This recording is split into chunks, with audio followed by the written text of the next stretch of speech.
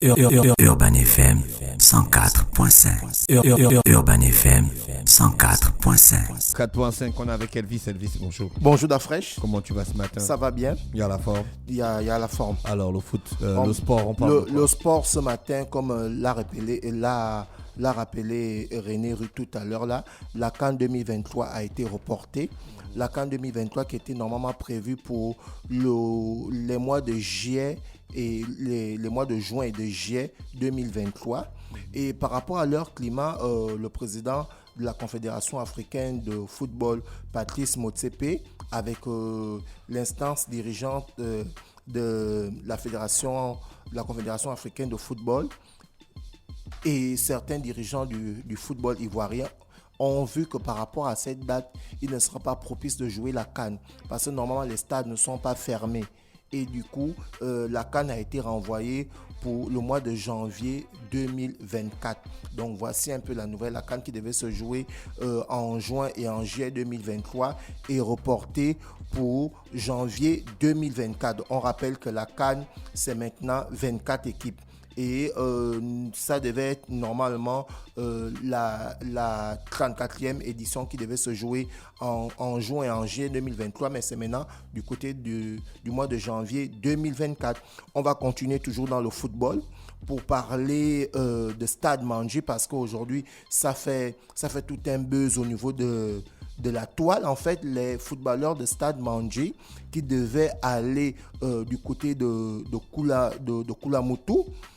Et on se pose la question de savoir est-ce que les contrats sont respectés en principe. Parce que normalement, le championnat national de première division et de deuxième division est géré par la Ligue nationale de football. Et derrière les conventions, ce sont les clubs qui, évidemment, mettent avec des bons contrats les joueurs. Et derrière, la LINAF doit s'occuper de l'hébergement et la restauration et le transport de ces différents joueurs lorsqu'ils quittent d'une province à une autre. Me rappelait un membre de la Fédération gabonaise de football. Donc on se demande qu'est-ce qui s'est passé lors de la rencontre qui devait opposer Stade Mandji. Oui, l'équipe de Stade Mandji à l'équipe de Lozo Sport. Les joueurs de Stade Mandji qui ont pris une pirogue de Port-Gentil pour Lambaréné. Ensuite de Lambaréné, ils devaient maintenant regagner le train. Est-ce que c'est comme ça que ça devrait se passer? Donc on espère vivement qu'un membre de la LINAF qui nous écoute actuellement, je vais envoyer un mail au chargé de la communication de la LINAF pour qu'il puisse venir ici au studio d'Urban FM pour qu'il essaie un peu de nous expliquer pourquoi il y a eu ce grand problème-là. Parce que logiquement, les joueurs des clubs doivent regagner les équipes qu'ils affrontent. Normalement, ils doivent se déplacer 2 jours avant. Parce que lorsque vous arrivez 2 jours avant, le lendemain, vous faites la reconnaissance du stade et ensuite, maintenant, vous allez jouer contre l'équipe à laquelle vous êtes opposé. Mais là, Stade Mandji s'est déplacé dans des conditions difficiles et du coup ça a fait tout un buzz au niveau de la toile. Stade Mandji qui devait être opposé à Bouengidi Sport pour le championnat de première division pour la 10e journée. Et les gars ont pris la pirogue. Généralement, quand on regarde des joueurs qui prennent, des Africains qui prennent cette pirogue, c'est pour généralement aller en Europe parce que c'était vraiment à la limite, c'est incroyable, quoi. Oui, mais c'est une pirogue de pêcheurs aussi, hein. Faut pas exagérer. Il y a des gens qui travaillent avec. C'est vrai que quand ce sont des footballeurs, quand ce sont des sportifs, on parle du championnat national de première division, c'est qu'il y a quand même un certain nombre de commodités qu'on doit offrir aux footballeurs pour qu'ils aient un temps de récupération, qu'ils fassent un bon voyage et qu'ils soient en main de jouer quand ils sont sur le terrain. Mais c'est vrai que j'ai aussi regardé beaucoup d'interventions qui allaient dans ce sens, de se poser la question de savoir pourquoi on réservait un tel traitement à ce club-là, alors qu'en réalité, il y a quand même des moyens qui sont dégagés pour la LINAF pour permettre à ce qu'il y ait une facilité de déplacement des équipes entre les provinces et consorts. Et ça revient à ce que j'avais dit au début. Normalement, c'est la LINAF qui devait qui devait s'occuper du transport de cette équipe de Stade Mandji. Mais les dirigeants de Stade Mandji ont été avertis en retard et du coup, les bateaux en provenance les bateaux qui font le transport de Libreville à Port-Gentil, il n'y avait plus de place et tout. Donc, du coup, ils étaient obligés d'emprunter ce procédé-là. Mais généralement, comme je l'avais annoncé, voilà pourquoi les clubs doivent être structurés. Ailleurs, par exemple, vous allez peut-être me dire, mais c'est en Europe. Ailleurs, par exemple, les clubs ont leur propre avion, en fait. Ah, mais vous n'allez pas demander à un club d'acheter des bateaux? Ou au Gabon, c'est impossible. Donc, il faut qu'il y ait un minimum d'organisation derrière. Tu connais combien de clubs qui ont leur propre avion? Qui permettent... En Afrique, il n'y a que le tout-puissant Mazembe qui a son avion. Non, même en Europe, tu connais combien de clubs qui ont leur propre avion? C'est pas tous les clubs en Europe. Après, en Europe, le transport est plus fluide, en fait. Voilà, tu comprends que c'est facile. Un peu plus fluide, mais Stade Mandji, c'est quand même le club de... Tu ne vas pas demander... de l'Ogooué Maritime. Ça veut dire quoi, le club? Oui, la capitale économique. C'est pas le club de l'Ogooué Maritime. C'est un club qui est... on appelle qui ça représente l'Ogooué Maritime, mais non, qui appartient à un individu. C'est le championnat professionnel. C'est pas l'État qui organise le championnat national. C'est des entreprises. Non, une entreprise basée à Port-Gentil. Je suis d'accord que c'est l'État qui organise le championnat national. Mais ça donne... Non, c'est pas l'État qui organise le championnat national. C'est la Ligue. La Ligue nationale. Oui, bon, quand on dit organiser, c'est-à-dire les fonds, en fait, mais c'est l'État qui finance. C'est l'État qui finance. C'est la Ligue qui harmonise. Donc toi, même temps. Mais malgré ce problème, il y a quand même eu des rencontres qui se sont passées ce week-end. On a au niveau de la poule A, AS Pélican a été opposé à Bouengedi Sport. AS Pélican a remporté 2-1. Ensuite, le CF Mounana a été opposé au Football Canon 105, toujours dans le groupe A. Les deux équipes n'ont pas pu marquer 0-0. Et dans le groupe B, nous avons le Sandberry Sportif qui a fait 2-2 face à Akanda FC.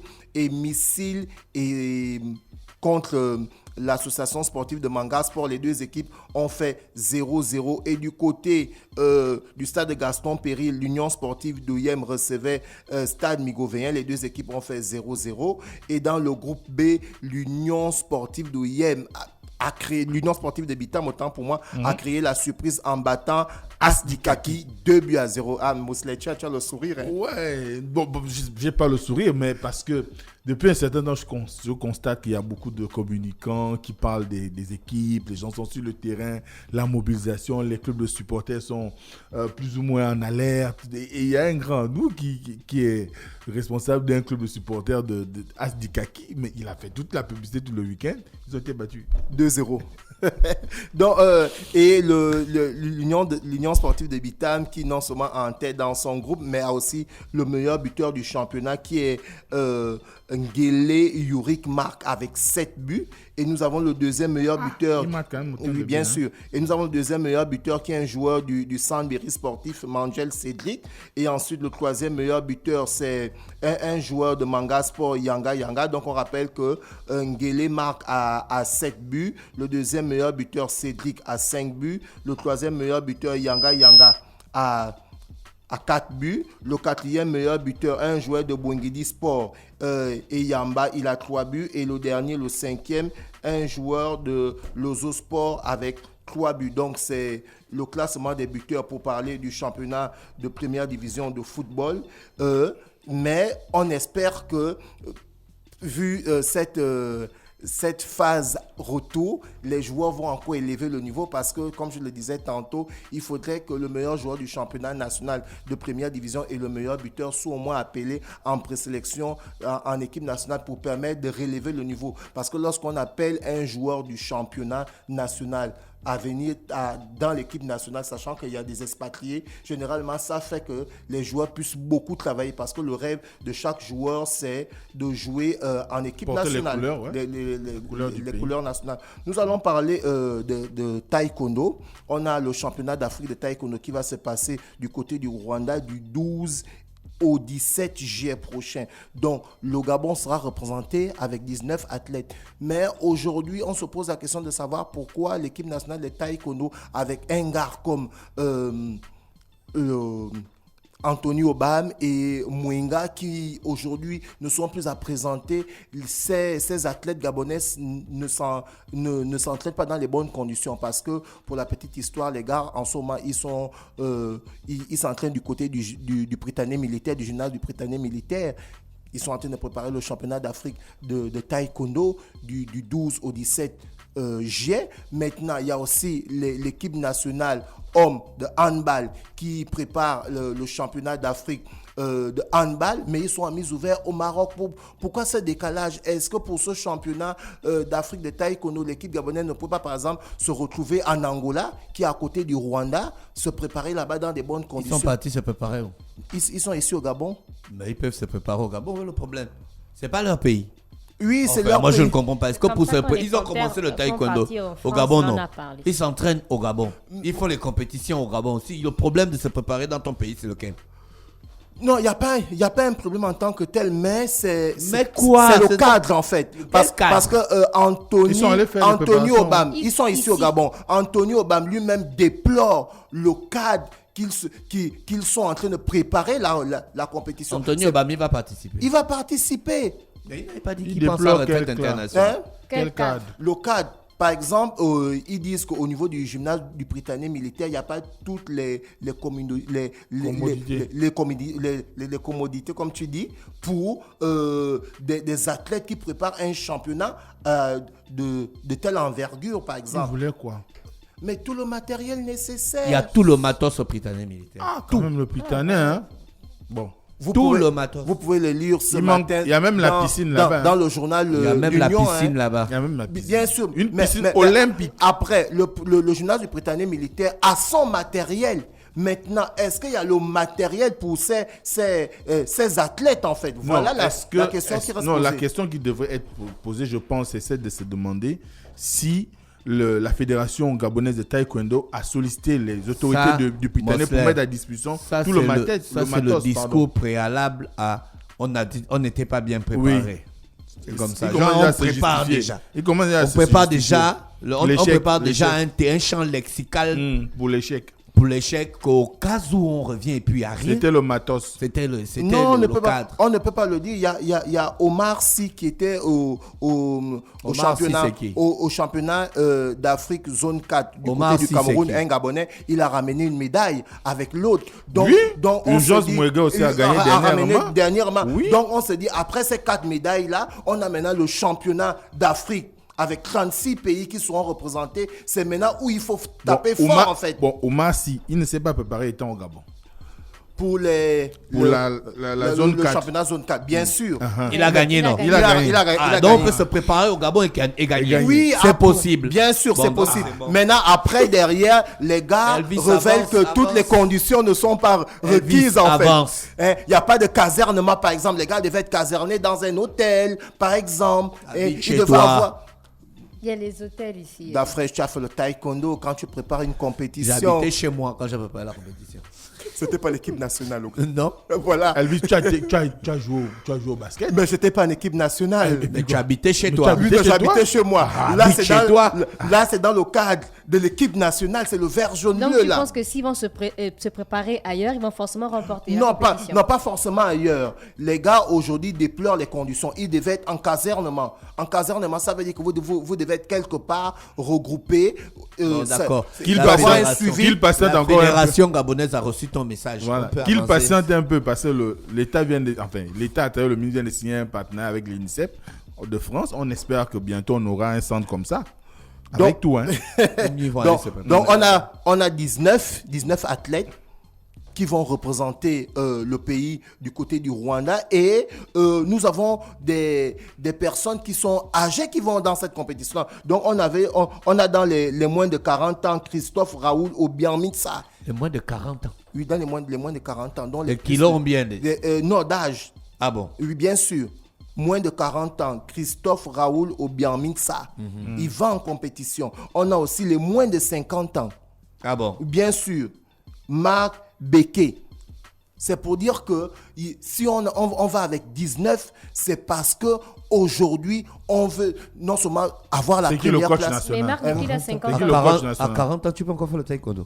Mais c'est ce qui est... Non, Elvis, tu lis bien le papier. Bien Le sûr, On n'a pas reçu bien le vieux sûr, maître du bien coin sûr, qui bien- ici, bien- là. bien sûr, bien Qui sûr, ça? bien sûr, Le vieux maître du coin c'est qui le on l'a pas reçu. taekwondo, C'est c'est- le fondateur. Là, c'est le fondateur. c'est Mais le c'est Il taekwondo. ne fait pas la compétition. Et- Là, on parle de compétition. Ah, tu parles de On compétition. parle de compétition et on parle du... Mais de- Marc, là, il a Mais ils vont aller 50 faire les ans, non? katas là-bas.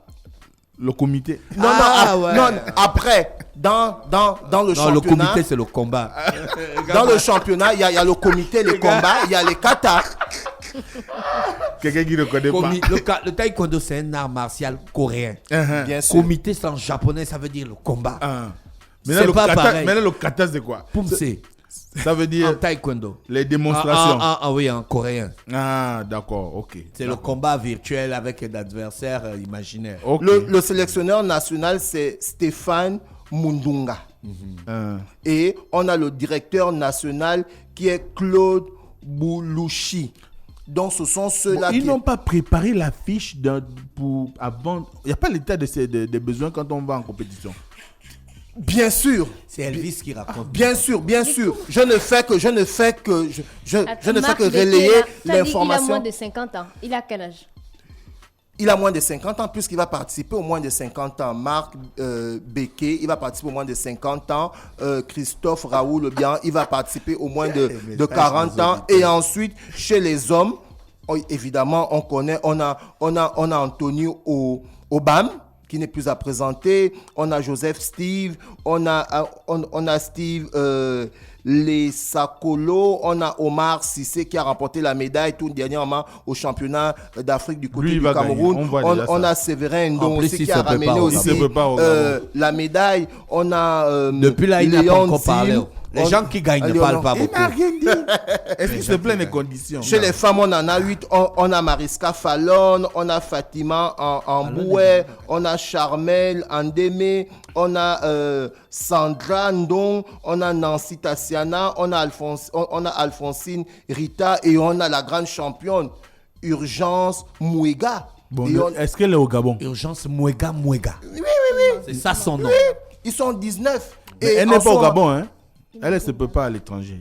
Elle habite là-bas. Elle gagne, non? Mal. Et on a l'aîné Michel Mengue Oya. Donc, en fait, ce sont ces 19-là qui vont représenter Le le pays du côté du Rwanda du 12 au 17 juillet au championnat africain de taekwondo. 36 équipes d'Afrique. Est-ce que tu es allé voir des conditions dans lesquelles ils travaillent? Bien sûr que je ferai un tour cette semaine parce que c'est Antonio Bamli même qui a livré que toutes les conditions ne sont pas requises. Donc on espère, nous ici, on est là pour donner l'information et peut-être entraîner à ce que quand évidemment les athlètes se plaignent pour que la fédération avec le ministère puisse améliorer les conditions. Parce que là, si les Omar Sy et Séverin Ndong ont ramené les médailles au taekwondo à la zone 4 au Cameroun. Donc ça veut dire que les gars peuvent encore aligner les mêmes performances et pourquoi pas tout le groupe. Et pour que tout le groupe puisse aligner toutes ces performances, il faut que les gars puissent être dans le même cadre. Parce qu'on se dit, si les Panthères version handball sont du côté du Maroc, c'est sûr qu'il y a tout un cadre bien approprié. Donc ça ne devrait pas seulement se passer chez les handballeurs, ça doit aussi se passer chez les taekwondokas. En fait, les taekwondoïstes, autant pour moi. Je t'ai déjà dit que c'est un art martial coréen. Coréen, les taekwondoïstes. Donc, on va partir du côté des transferts pour parler du Paris Saint-Germain. Le Paris Saint-Germain, aujourd'hui, qui va signer l'ancien coach de Pierre-Emerick Aubameyang à Saint-Etienne et l'ancien coach de Mario Lemina, le Français Christophe Galtier. Donc, le Paris Saint-Germain, sous l'ère qatari, depuis 2011 qui sont arrivés, ce sera le troisième entraîneur français à entraîner cette équipe-là après. C'est pas, il devait prendre Zidane. Zidane a dit non. Zidane a dit non, c'est pas bon. Et les Marseillais ont tweeté que si Zidane signe au Paris Saint-Germain, les gars gaspillent en fait. Donc du coup, Zidane, il est Marseillais. Il est Marseillais.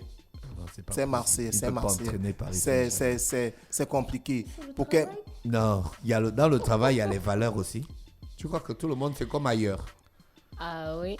Il sera tagué d'ennemis et derrière tout ce qu'il a eu à faire à Marseille, les gars peuvent brûler. On connaît les Marseillais. À Marseille, quand un Marseillais va ailleurs, par exemple, dans un club... Je comprends pourquoi le gars là, il ne peut pas jouer au PSG, il ne sait pas comment. Dimitri Payet. Non, il peut pas. Il peut pas. S'il va, comme les gars ont l'habitude de dire, la vie de ma mère, ils vont brûler chez lui. Oui, on avance après. C'est compliqué. Donc, c'était un peu le tour de sport ce matin. Merci Elvis avec nous ce matin sur les 104.5 Urban FM, la station urbaine dans l'Uda Fresh Morning, le réveil matinal le plus haut de la capitale sur la radio la plus haute de la capitale. C'est la dernière semaine du Uda Fresh Morning. La pub. Urban FM 104.